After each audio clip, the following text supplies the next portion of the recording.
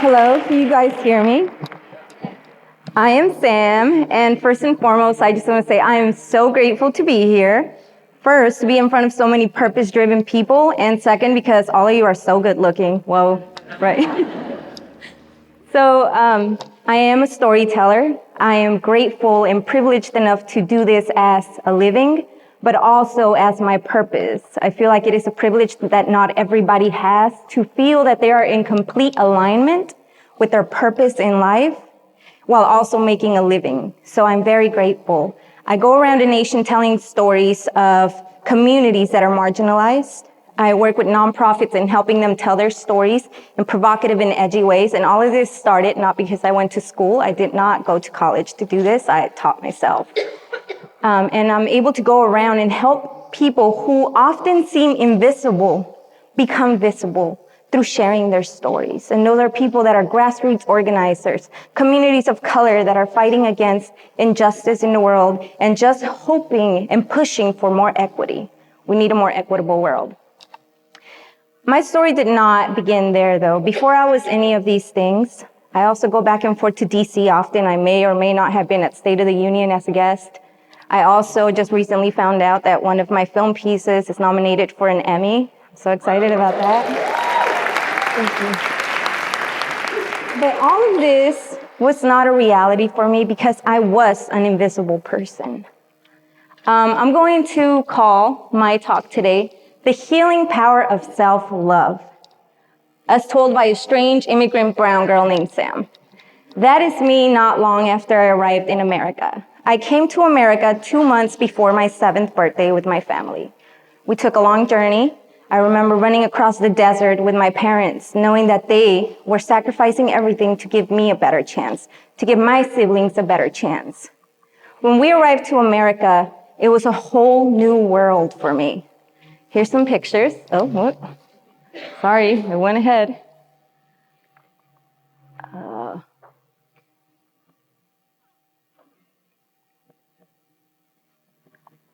Sorry, y'all.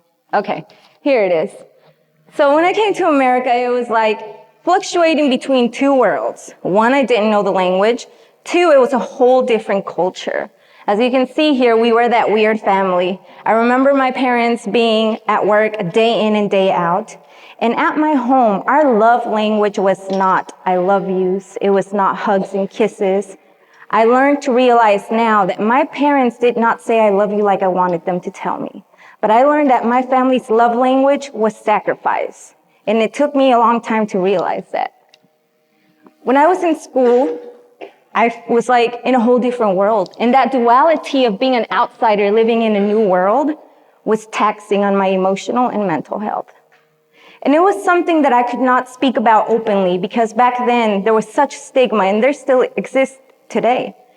Growing up in an immigrant home meant that you are to learn how to work hard, how to stay quiet so that people don't know that you exist, how to be strong all the time, how to not ask people for help because that is weakness, how to not be vulnerable. So all of those things weighed down on me and my siblings. It was when we arrived in high school where we realized what it meant to be undocumented in America. When everybody was off getting ready to go to college, and I knew that that was not a reality for me because I could not apply for scholarships. I could not get any financial aid. And back then, the conversation about DACA and Dreamers was not even out there. Immigration was not at the top of people's list to watch out for.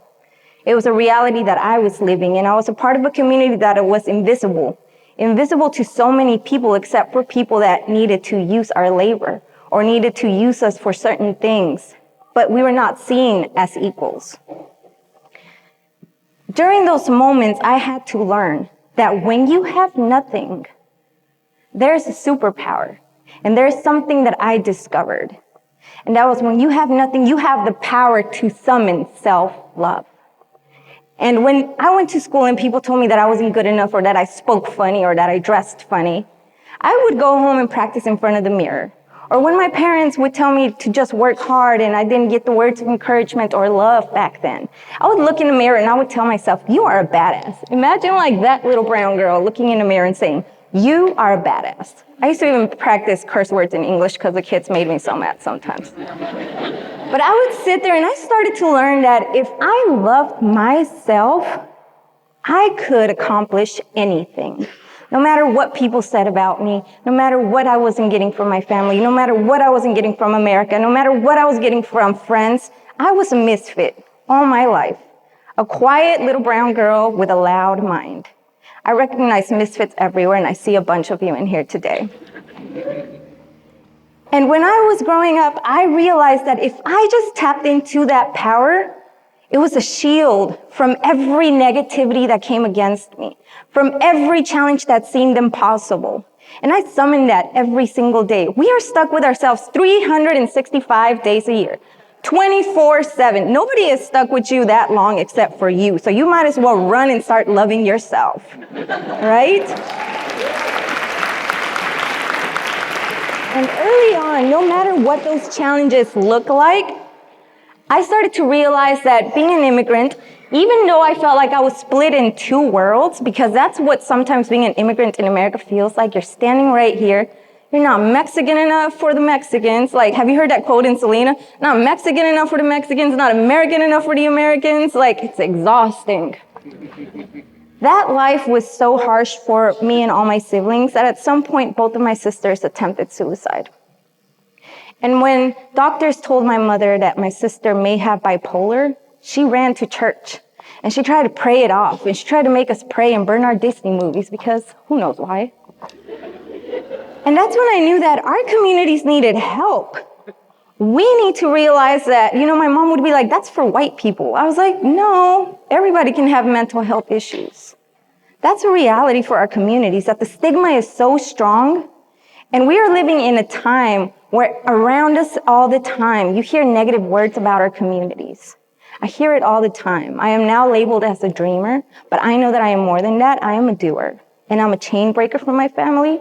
And I'm the first in my family to achieve so many things that they haven't. But sometimes it's a lie to say that I feel strong every day. Because sometimes when you're seen as a strong person, people don't feel that you need tender love. It's a reality for so many of us. So I am grateful to be in a stage where I could be vulnerable today. Being an immigrant in this country right now is difficult because every day you're attacked with words that if you don't love yourself radically and in a revolutionary way, they can break you. But I choose to be unbreakable. And I choose to love myself and bring a different face to our immigrant communities. I could be fabulous. I could be fly. I could be focused on social justice. I could uplift the stories of others around me. My first love was telling stories, but I was filming musicians and rock stars and weird people and poets, and I was passionate about that. But my work had to shift to a more purposeful place and to start uplifting the stories of people that are out there fighting, because the reality sometimes that is like different for other people is not the reality of most people. And most people that are deeply affected by a lot of issues are most of the time people of color, people that live in low-income places. So I am here to just tell all of you that there's a healing power in self-love, radical, strong self-love. I challenge all of you to go to the mirror today and be like, you are a badass. Look at how far you've come. I love you every single day. I'm going to end with a quote by Maya Angelou that says, I know for sure that love saves me. And that is here to save all of us. I truly believe that love, not just loving other people, but sometimes it's so much harder to love ourselves, to sit with our darkness, to sit with our light, to sit with our wounds and tell ourselves, you've been through so much, but I love you. I fucking love you. Thank you.